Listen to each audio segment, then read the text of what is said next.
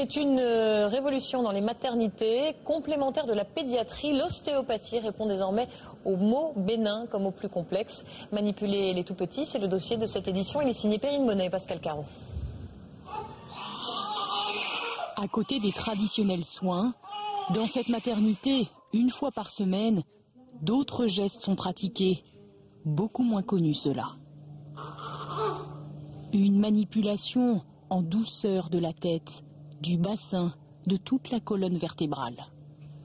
Voici une séance d'ostéopathie sur un nourrisson de 3 jours. Talia est née dans une position difficile et souffre d'un petit torticolis. Elle a plus de tension à gauche au niveau cervical et j'ai pas encore vérifié ses rotations. À côté de l'ostéopathe, la maman du bébé, infirmière de métier, a l'air rassurée. C'était doux, c'était pas violent du tout. Donc je l'ai bien vécu. Michel Barraud n'est pas médecin.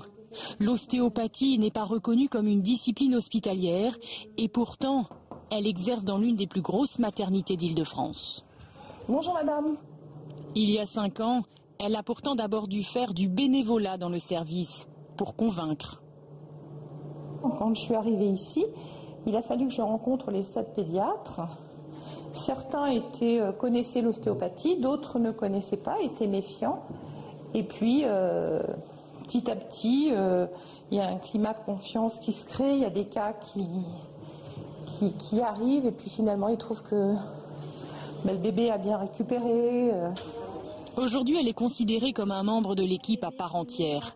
Sa présence ne fait plus débat.